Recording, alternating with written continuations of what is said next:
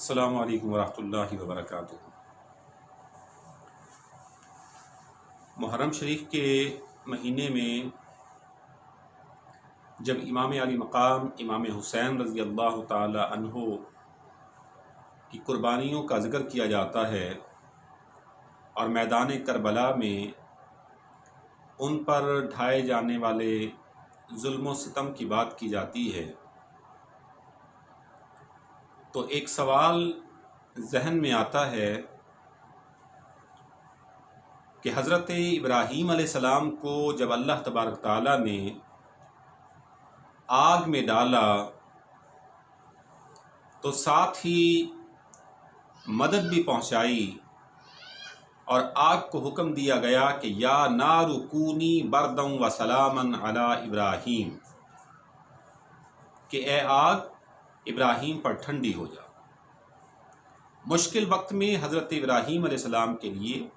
اللہ کی مدد پہنچی۔ حضرت اسماعیل علیہ السلام آپ کے گلے پر جب چھری چلی تو خالق کائنات نے ان کی جگہ پر ایک مینڈھا بھیج دیا، وَفَدَيْنَاهُ بِذِبْحٍ عَظِيمٍ کے ساتھ قرآن اس کی شہادت دیتا ہے۔ حضرت اسماعیل علیہ السلام کو جب پیاس لگی تو جہاں پر پاؤں رگڑے وہاں پر زمزم کا چشمہ جاری ہو گیا۔ نبی اکرم صلی اللہ علیہ وسلم کے صحابہ جب بدر کے میدان میں پہنچے، تعداد کم تھی، اللہ تعالیٰ نے فرشتوں کے ساتھ مدد بھیجی اور فرمایا وَلَقَدْ نَصَرَكُمُ اللَّهُ بِبَدْرٍ وَأَنْتُمْ أَذِلَّةٌ، تم بدر کے میدان میں بے سر و سامان تھے، ہم نے تمہارے لیے نصرت بھیج دی، تمہارے لیے مدد بھیج دی۔ امام علی مقام امام حسین رضی اللہ تعالی عنہ اور امام حسن رضی اللہ تعالی عنہ کے حوالے سے علماء کرام اور خطباء کچھ چیزیں بیان فرماتے ہیں۔ میں ایک چیز ان میں سے کوٹ کرنا چاہتا ہوں کہ حضرت امام حسن اور امام حسین رضی اللہ تعالیٰ عنہما آپ نے تختی لکھی، دونوں نے تختی لکھی اور فیصلہ کروانے کے لیے سیدہ فاطمہ الزہرا رضی اللہ تعالیٰ عنہا کے پاس پہنچے کہ آپ فیصلہ کیجئے کہ کس کا خط زیادہ بہتر ہے۔ تو سیدہ فاطمہ الزہرا رضی اللہ تعالیٰ عنہا آپ نے یہ سوچ کر کہ اگر ایک کے بارے میں کہوں گی تو دوسرا دل برداشتہ ہوگا اور اس کو تکلیف ہوگی،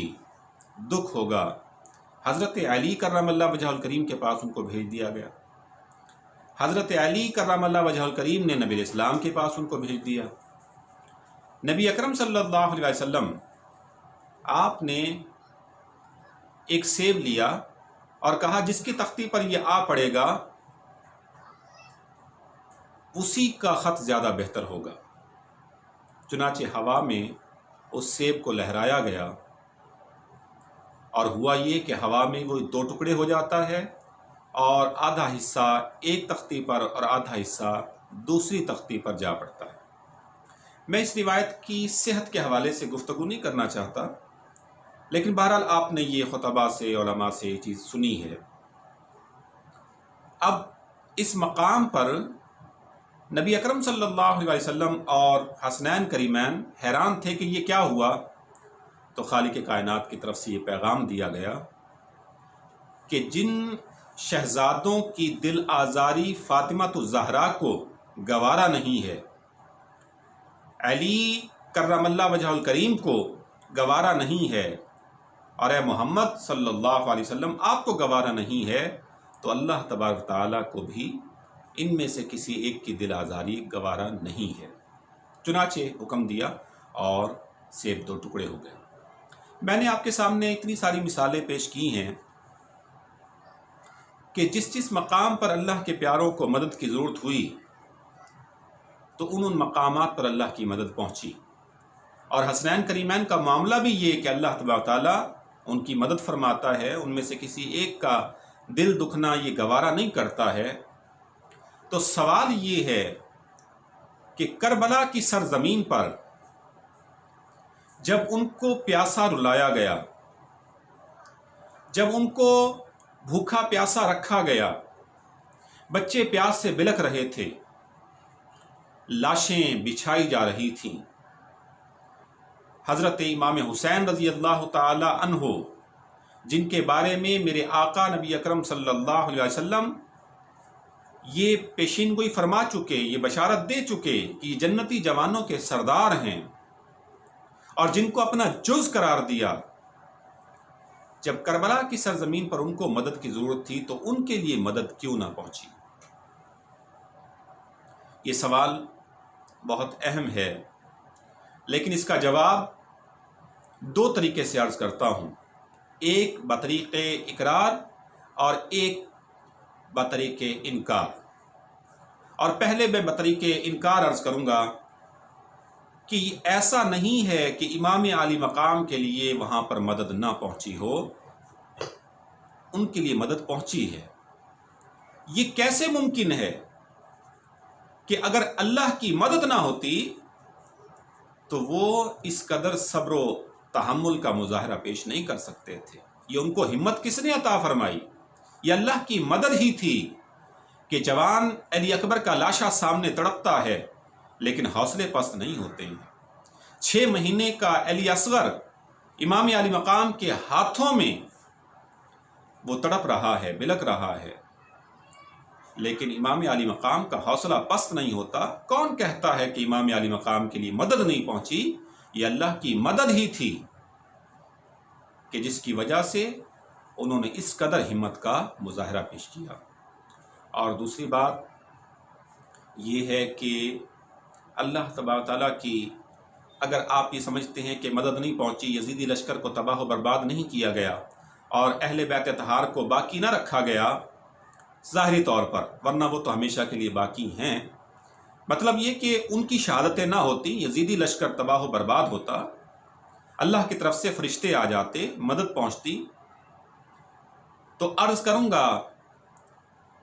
کہ اس کے پیچھے بڑا اہم معاملہ ہے۔ منشائے خداوندی یہ تھی کہ کوئی مثال ایسی بھی قائم ہونی چاہیے کہ جب حق و باطل کا آمنا سامنا ہو تو پھر لوگوں کے سامنے مثال قائم ہو امام علی مقام کی کہ کس طرح حق پر ڈٹا جاتا ہے اور کس طرح باطل کو روندا جاتا ہے، کس طرح باطل سے ٹکرایا جاتا ہے۔ امام علی مقام امام حسین رضی اللہ تعالی عنہ کی شکل میں قیامت تک ایک ایسی مثال قائم کرنی تھی، لوگ یہ نہ کہیں کہ جناب مالی نقصان ہو رہا تھا اس لیے میں باطل کے سامنے جھک گیا، جناب میرے بچوں کی زندگی خطرے میں تھی اس لیے میں باطل کے سامنے جھک گیا، جناب میری جان پر آ پڑی تھی اس لیے میں جھک گیا، جناب میرے بچوں کو پیاسا بھوکا رلایا جا رہا تھا اس لیے میں باطل کے سامنے جھک گیا۔ خالق کائنات ایک ایسی مثال قائم کرنا چاہتے تھے لوگوں کے لیے کہ لوگوں دیکھو میرا حسین، اس نے مال و اسباب سب کچھ چھوڑ دیا میری رضا کے لیے،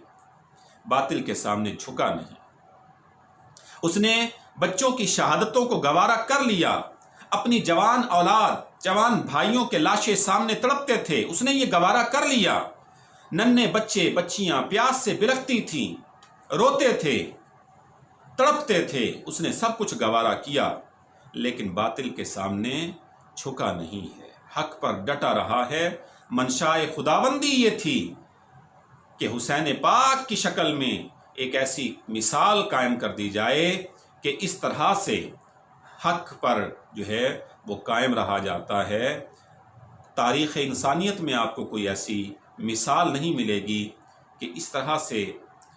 شہادتیں پیش کرنے کے باوجود، اتنی دشواریاں باوجود پیش کرنے کے باوجود کوئی حق پر ڈٹا رہا ہو۔ تو اصل میں بات یہی تھی کہ امام علی مقام اور آپ کے رفقاء، آپ کے اہل بیت کی شکل میں قیامت تک ایک مثال قائم کر دی گئی ہے، اور یہ جو ہے وہ ایک مثال بن چکی ہے۔ یعنی لوگوں میں جب بھی کبھی بات آئے گی کہ کہ باطل کے سامنے ڈٹنا ہے، جھکنا نہیں ہے، تو پہلا تصور جو آتا ہے وہ امام عالی مقام امام حسین رضی اللہ تعالیٰ عنہ کا آتا ہے۔ اللہ تعالیٰ ان کی محبت میں زندہ رکھے اور ان کی محبت میں ہمیں خاتمہ نصیب فرمائے۔ وآخر دعوانا الحمد للہ رب العالمین۔